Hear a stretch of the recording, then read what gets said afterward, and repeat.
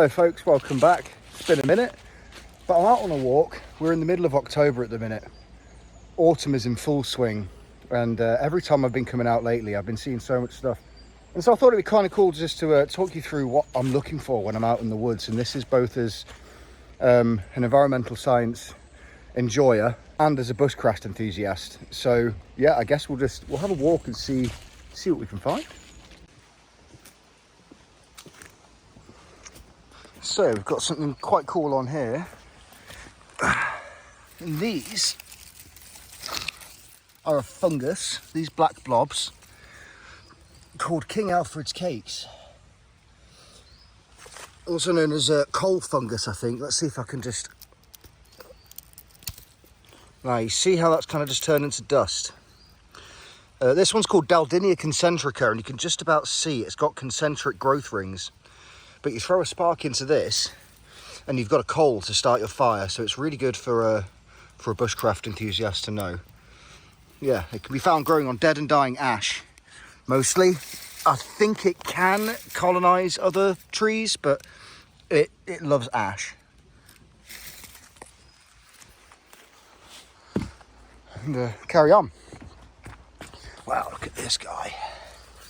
Oh, that's quite sizable. Don't know what it is. I suspect maybe a honey fungus, but I can't be too sure. There's loads of honey fungus out at the moment, so it wouldn't surprise me. We're also quite dry. It's very, very dry for this time of year, and I fear I've missed a lot of the good mushrooms. Now, this is not edible. This is in fact incredibly common. It's called sulphur tuft, but I do think when it flushes, it is quite impressive. Yeah, really sweet. You can see I'm taking steps and I'm seeing stuff. Where I am at the minute, this is a regenerative part of a woodland. So it's not as old as the ancient core, which is this way. And that's where we find a lot of the really cool mushrooms.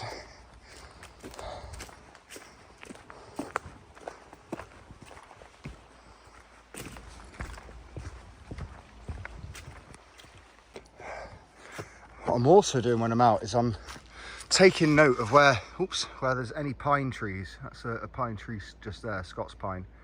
Can't really see the needles through the canopy. Because they're always good to check for pine resin. And pine resin's got a freaking multitude of uses. It can be used as a glue, it can be used as a salve, it can be used as a firelighter. Really, really handy material to be gathering from a woodland if you're into bushcraft and all of that stuff. Again, it's just a lot of bushcraft things that I'm finding today. It's always useful, always useful. Another pine tree here. I'll save you the suspense. There is no sap on this one. I check this one frequently, so frequently. I'm always hoping that there'll be a bit that I've missed, but it doesn't look likely. Yeah, you'll find it on the bark. You'll find it in places a lot like this, where there's a branch that snapped off and it'll have exuded the sap to kind of protect itself. But yeah, it just doesn't appear to be any. Oh well, moving on. Hello, Future Cody here. So I'm on my way back and I thought I'd show you this. This is a Scots pine. And you can see there, that was a big knob of resin that had formed. Let's get down into these brambles and show you a bit better. So this was a branch at some point, and you can see there's a crystalline substance in there, and all of that is resin. And you can see there's a little bit of fresh stuff, because I actually harvested this. This is I found it and it was like gold. It was only a couple of weeks ago as well that I started looking for it, and I found it, so I've harvested it, and now I'm going to show you what I've done with it. So this is what I have. Now this is the pine resin but unpurified, so it's still got bits of bark, it's still got bits of wood, it's still got all sorts of stuff in there. You can see a nice whole hunk of the resin there. And I tried to purify it, so I had it in a double boiler, and it just wasn't getting liquid. I think it's because the resin was too old.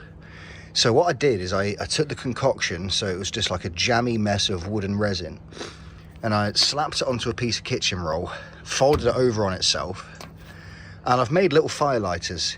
Now, as you can see, maybe, there was four of them. I tested them yesterday in the fire pit here, and they work incredibly well. You just light the little end there, and it catches a whole thing, and it will get your fire going, like, without a doubt. So I would demonstrate, but I don't really want to use these unnecessarily, because I don't find much pitch in the woods, to be honest. So I'm going to keep them for the next time I'm actually out doing some bushcraft.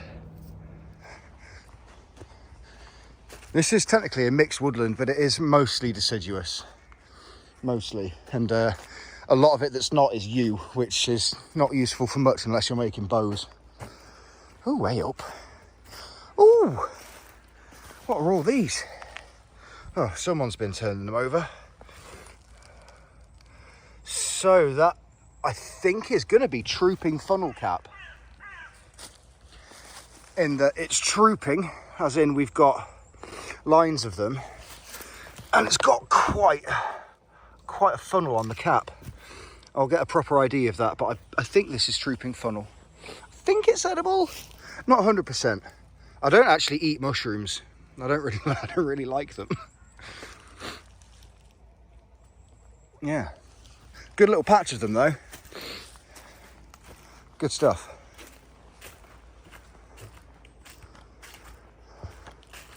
Oh, some more little flush of sulphur tufts. There's nothing around here, is there?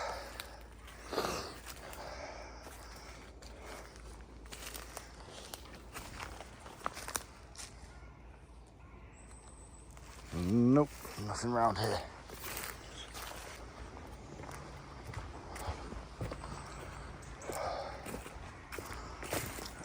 There's lots of little guys around here. Again, not sure what these are.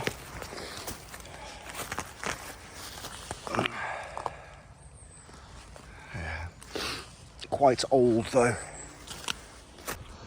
So I'm looking particularly on these kinds of mossy banks, because on these mossy clefts is where chanterelles like to grow. And I've found plenty of false chanterelles this season.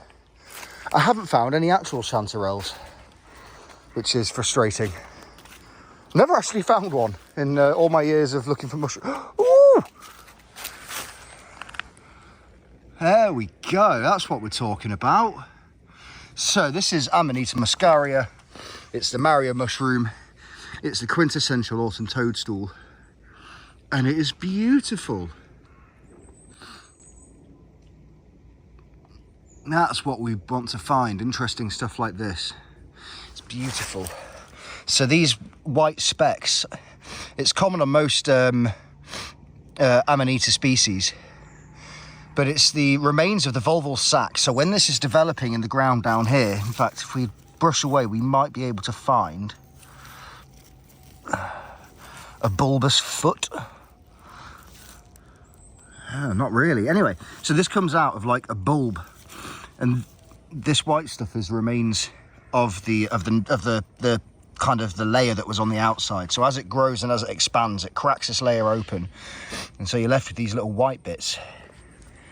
They can be washed off in heavy rain, so it's, yeah, you're not going to find many that are this vividly red, but you will find these that are like pale yellow, look a bit more like panther caps in that case, which is a bit of a sod for identification, but that doesn't really matter unless you're eating them. And if you eat this, you'll go on a trip, but we'll have more about that in another video at some point, I think, because this mushroom is worth a video by itself. Strange that there isn't any more, to be honest. You usually find them in small groups when the conditions are right. But we move on.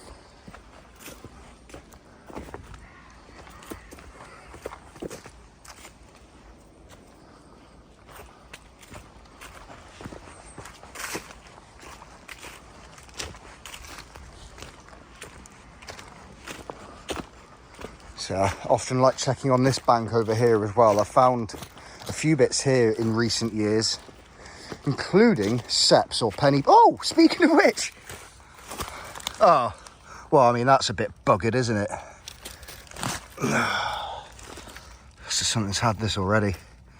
So this is a penny bun or a Porcini, but it's a very, very sad looking Porcini. We won't be taking that, obviously. Yeah, we won't be taking that. But it shows that we're in the right kind of environment for them, which is nice. Just got to keep our eyes peeled, see if there's any more that haven't been completely destroyed. You'll have noticed on the ground as well, there is an absolute glut of acorns, and there's a few channels that have covered this already. But because we had such a warm spring, it really helped all the oaks pollinate, and they've had a mast year, so there's acorns absolutely freaking everywhere. That's cool. Everyone loves a good oak, so let's hope a few of these puppies come up and stay up. Wow, there is nothing else around here. All this brown stuff will be remains of mushrooms. Some of them turn the moss a weird colour. This is starry bank moss, and I know it does it to this moss, but I don't know if it does it to any others. I've only ever really seen it on starry bank moss before. So this is a tree that has come down recently in the past 2 months. You can see it was rooted into the rocks there. This behind us here goes all the way up, and it's an outcrop of, I've talked about it before, it's an outcrop of Precambrian rocks. So I think it's like 580 million years old. And all of this is volcaniclastic tuff. I'll get onto that in a minute, we're not even there yet. Yeah, huge tree that's come down. Someone has been down to fix it a little bit, but we've still got quite the thing. Oh, you bugger! It's a thing to duck and slip under. Yeah, look at this big boy. Crazy. But yeah, so this rock outcrop you can see there, volcaniclastic tuff. So this is where we are now. Was once a shallow tropical sea, and there was an underwater volcano, and what all of this is the ash and other like ejecta that has come out, and it's been cooled instantly by water, which is why when you think of an igneous rock, it's usually got quite large crystals, but you look at this and you can't make out individual crystals or individual grains or anything. It's a very fine matrix.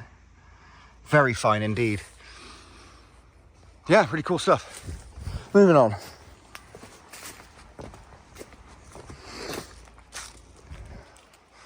Yeah, so you've got loads of just little kind of cute mushrooms.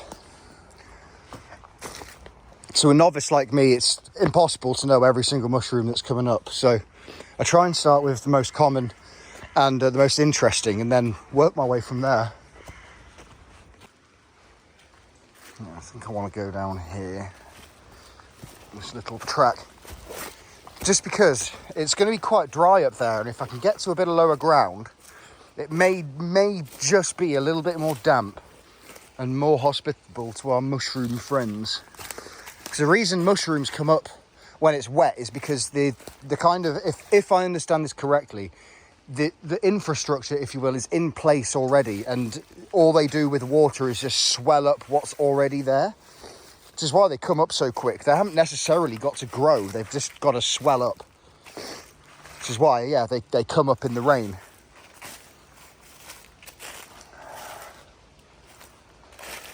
There is naff all around here though. I mean, it is stupid dry, like,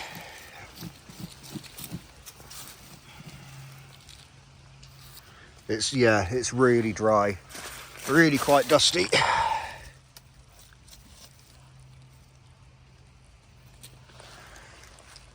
So yeah, there's probably not going to be too much. It's unfortunate.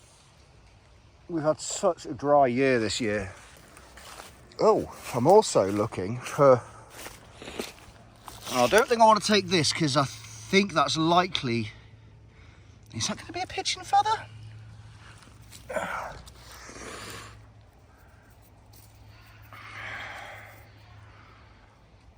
Not sure what that is. I feel like it's pigeon by the colour, but the shape doesn't really remind me of a pigeon. But I'm always looking out for feathers at the moment as well, because I'm getting into a bit more primitive technology, and I'm fixing to build a bow and some arrows, and I do need some flight feathers for the fletching, but I don't think I'll take that. More so, I need to find some that are all from the same wing. So I'll leave that one for now.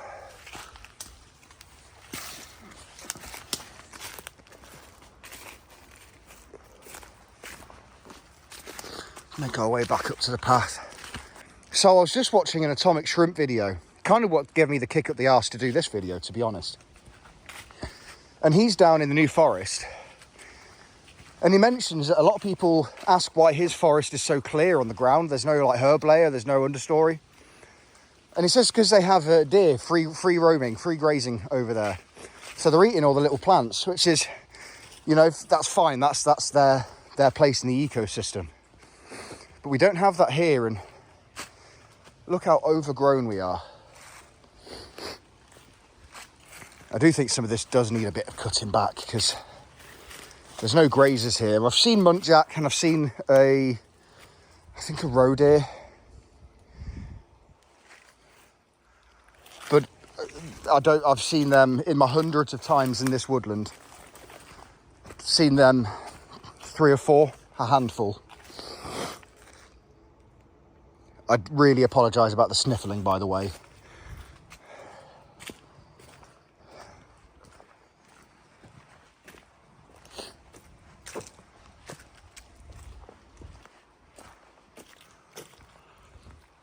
Yeah, it's not much. Not much. Oh, that's a poorly rowan. He's come down. Anything around the base? Nope. So if you want to be looking for mushrooms, a good place to start is around the base of big old trees. We are in the ancient part of the woodland now. So yeah, you want big old trees that have had time to form these symbiotic mycorrhizal relationships with the mushrooms. I will say, don't pick, as lovely as holly is, it's toxic, so don't pick mushrooms from under or near holly trees, because some mushrooms can leach the toxins out, so that is something you need to be careful of. That's lovely. Never ever get bored of this place. Ha! Tree knob. Not seeing much. What is this? Beech, maybe? Any beech nuts? Oh, I can't see.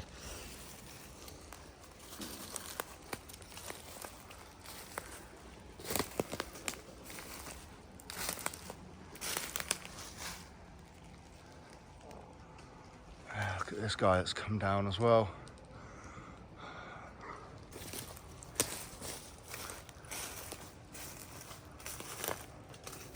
Oh, I almost stepped on this boy. So this looks like, just from the cap, you can see there's a little bit of a netting on there. I'm going to say the stipe on this is going to be a bit red.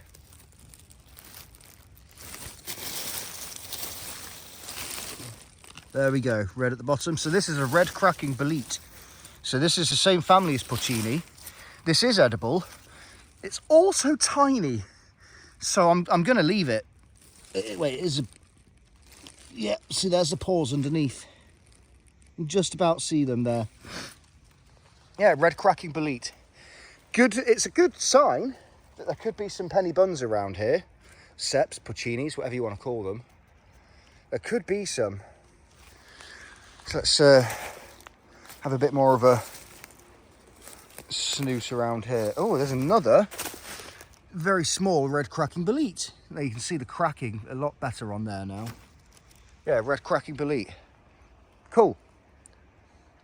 Not what we want though. Oh, what are these ghostly little nuggets? They're quite pretty. There's some kind of ghostly pale ones there. Yeah, very spooky. 'Tis the season. There's quite a lot of leaf fall as well, which is making it a little bit hard to see. I'm probably missing loads of mushrooms that are simply just under the leaves.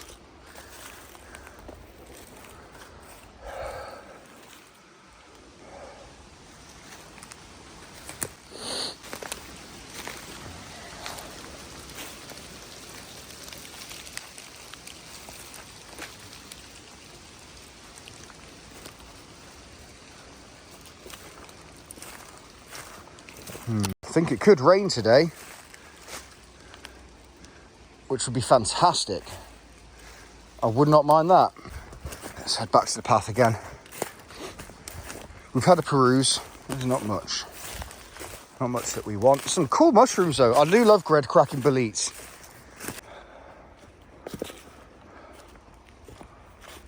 Ah, lovely. So there we've got a lovely peeling of birch bark. In the survival and, well, bushcraft situation, really, really good firelighter. The bark is soaked in oil, so it's a really, really good firelighter. You can use the very papery outer layers as a tinder and whack this stuff on top, and it does generally go up quite well. It's another thing to look out for. When I have my bag, I usually shove, fill it full.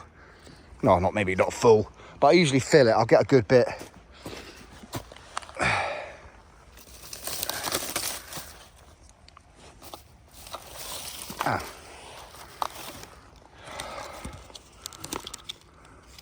Yeah, so it's this.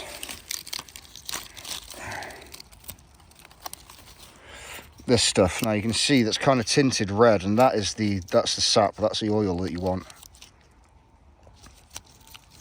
Yeah, so I haven't got my bag, I'd take that home and strip it properly, but we'll leave it for the bugs and the beasties.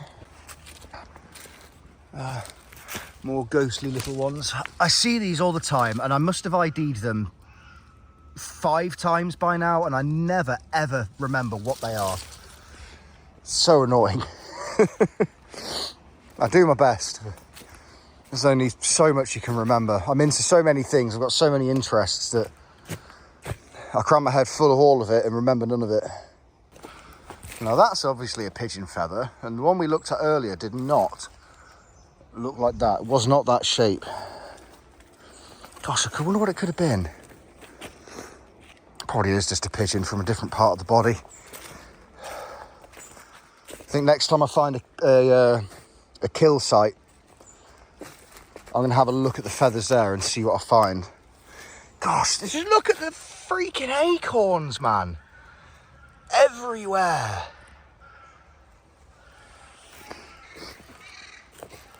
I mean, it's nice knowing the mechanic behind it, but it's it's still pretty impressive. Pretty impressive indeed. So I got annoyed and I looked it up. Yeah, it's in the genus Rhodocalibia. I think it's Rhodocalibia acema is the name on this one. Doesn't have a common name from what I can see from a cursory glance on iNaturalist. So yeah, interesting. I'm gonna have to find out if it does have a common name. I'll put it up on screen if it does, because it's so common. I see so much of it. It's got to have a name. Oh, wood sorrel. So I did a short about wood sorrel, and it's a really good woodland edible. It's got oxalic acid in it. I think it's called Oxalis trifoliata, I think is the Latin name, binomial. But yeah, so it's got oxalic acid in, and that can build up and give you some problems if you're prone to it. But it's really citrusy, gives you a lovely pop of freshness. Only really found in ancient woodlands in undisturbed soil, which I find really interesting. So it's a good indicator. I did a short about it. You can go and watch that if you want. Yeah, good indicator of an ancient woodland. Now, I should probably say this isn't my usual kind of video these days. This is kind of a throwback to the old days. But I do so many walks in the woods, and I realised that a lot of people don't. And so I thought I'd make this just as a bit of an escape for people who don't have access to a woodland, or, you know, if you just want to sit and chill for a bit and listen to me ramble on about nature.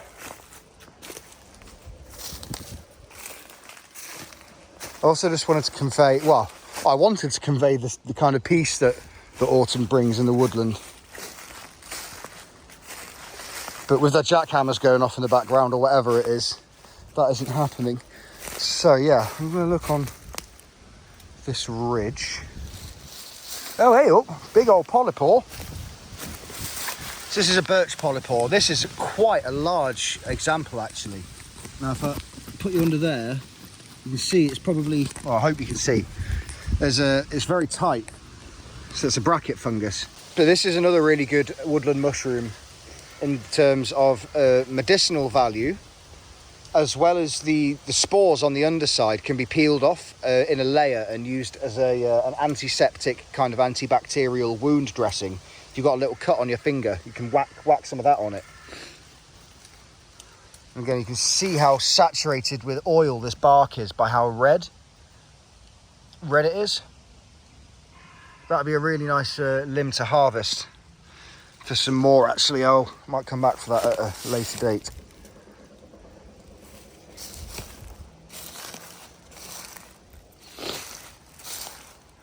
There's nothing for us down here. Might even be too wet down here, I don't know.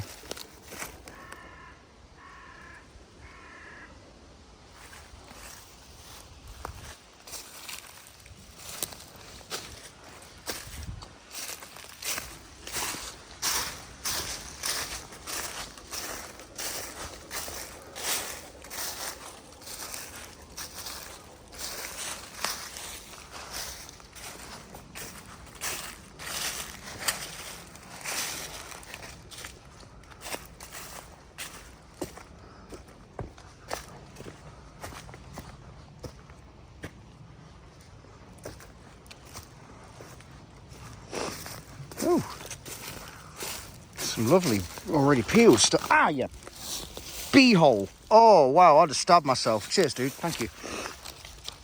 Oh, what a dick. Oh, that kind of hurt. It's fine. Oh wow, yeah, that's lovely. So you can hear how papery that is. Let me just go and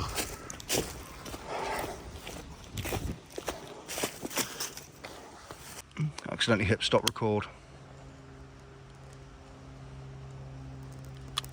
Ooh, go on. See how well that burns. So if you're in a pinch, you can use some of the papery fibres from a younger tree to start the fire with either a bow drill or a flint and steel or something like that. Or you could even use pine resin. Whack some of this on top of it to actually get some good burn going. And then you get your kindling on top of that. And that, perfect little firelighter.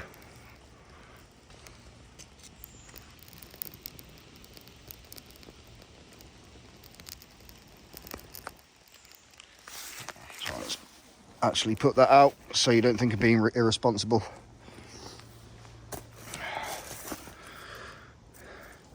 Really good stuff. Well worth picking up if you find some. That is perfect. I'm definitely coming back at maybe tomorrow to get that.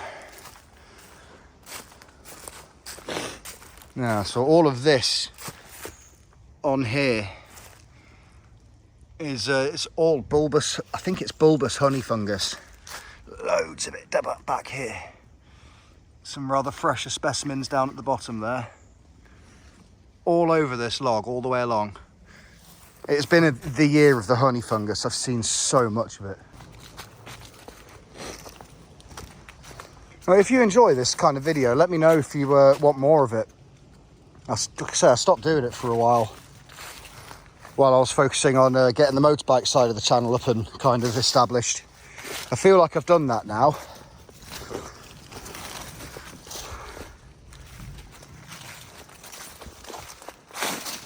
Anyway, that's background stuff you don't really need to know.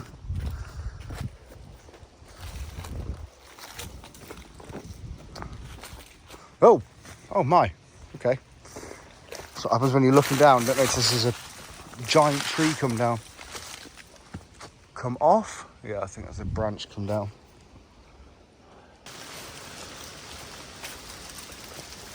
Oh.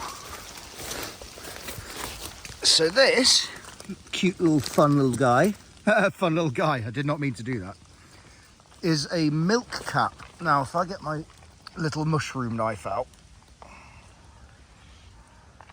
I do want to stress this has already released its spores, so... oh, and there is another small one just there. So if I make a small cut,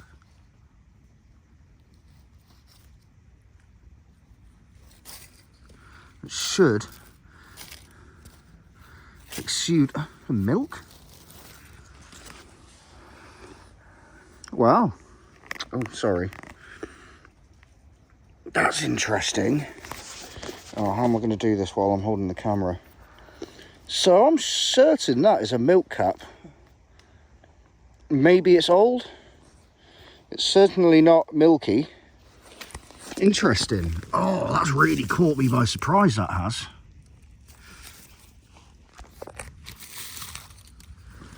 Really caught me by surprise. Oh, well. It may well not be an ink cap then. Not an ink cap, a milk cap. I'm wrong on that one.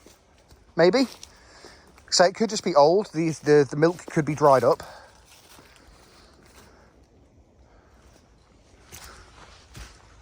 But we'll move on. Wow, aren't they pretty? Again, I think they are a species of honey fungus or scaly cap. I'm going to say honey fungus though. Just because it's been so prevalent this year. So prevalent. Big old hazel tree.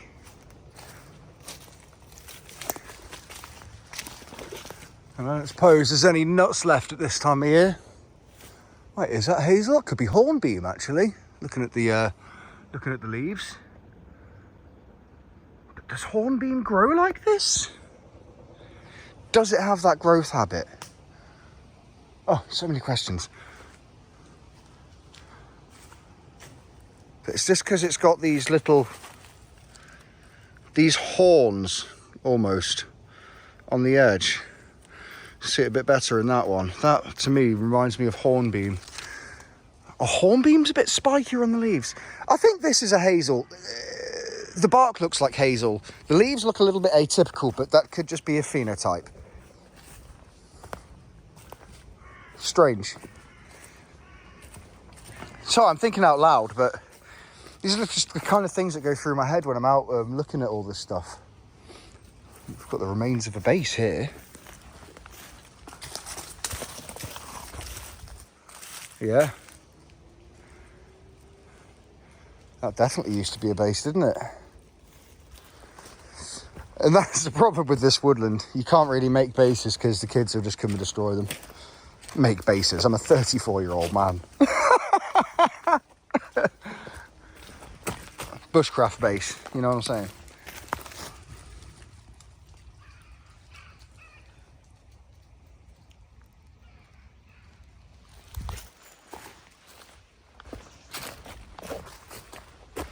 It's just freaking everywhere, dude. Oh, whoa! What are you?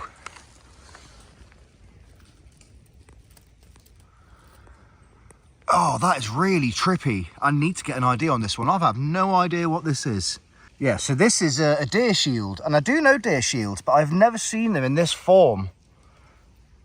As in this form. I've never seen them this like closed. They've always been completely open. And I don't recall the cap being this kind of wrinkled. The smell... It's just very mushroomy. There's not much more I can say than that. Very mushroomy. Wow, yeah, noble little fellows. And I'm looking around, and this is deer alley. This is mushroom alley.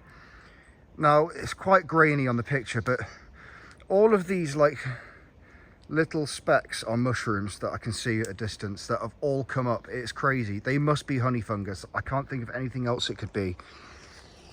And again, looking down this path, mushrooms. They're everywhere, dude. But it's these honey fungus. I'm not really seeing much else around here apart from those deer shields. It's just everywhere, bro. Everywhere. Sorry, I'll calm down, but it's crazy. Absolutely crazy. Whoa, that's another big cluster. This is a cool little grove. Unfortunately littered. I think I'm gonna have to come and do a litter pick. I've seen so much today.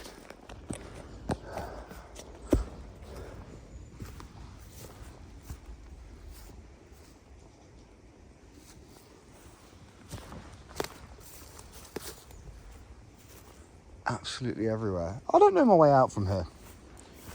This is actually part of the woods I'm really quite unfamiliar with. That path we've just come down, don't really take that.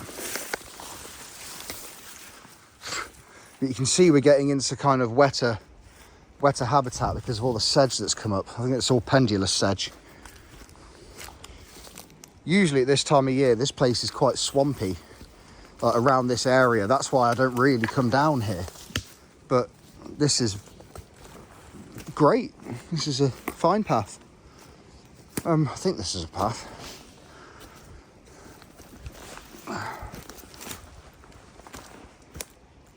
Don't really know what's a path and what's just, you know, bare for the sake of being bare. Christ almighty. I mean, I feel like that's a little bit... That might just be a fucking deer track, actually. Yeah, I think that's a muntjac trail. Right.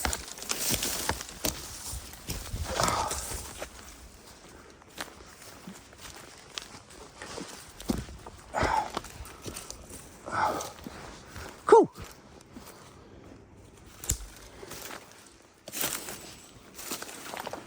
That's what exploring's all about, though.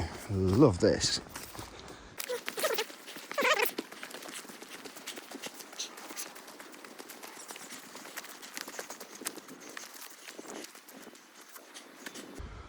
No obvious way through.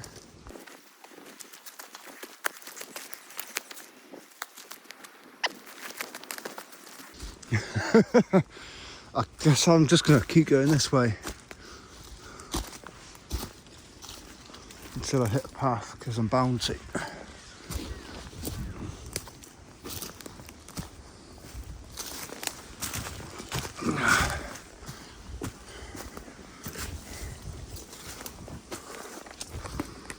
So this is a little path, but... Oh! So that's a very dead Amanita muscaria. See how it's not quite as vivid red? That could just be the variant, that this is not that vivid, or it could just be because it's old. Oh, there's more! Oh, brother, cool. Oh, let's help these guys out by... This guy, rather. Oh, there we go. Oh, son, you've got a bum.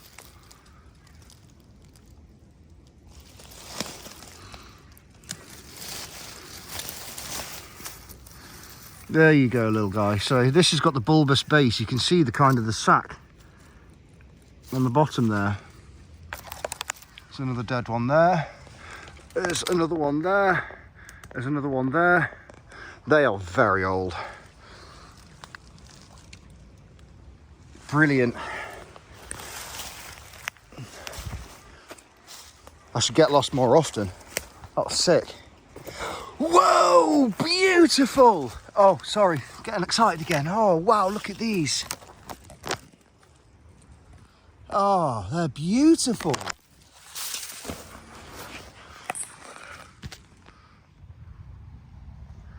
Look at those. There's another one all the way back there as well, look. Wow, what a find.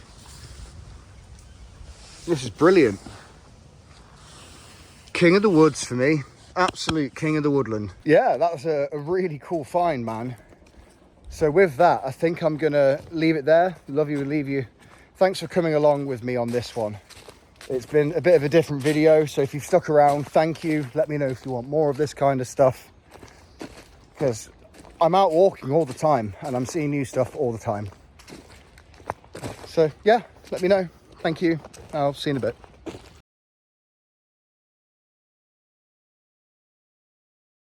Ooh, got some parasol mushrooms.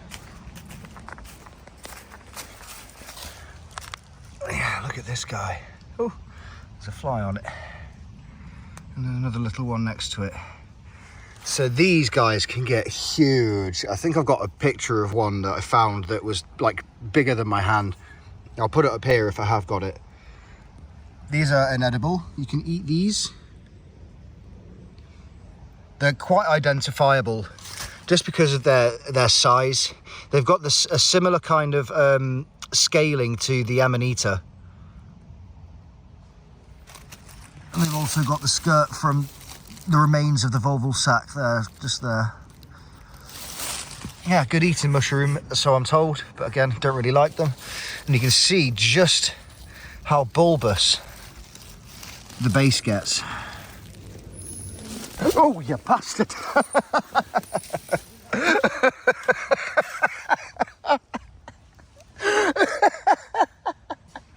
That just scared the shit out of me.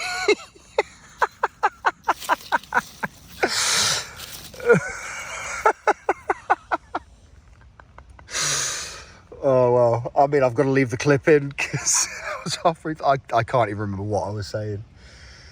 Bruh, that just scared the shit out of me.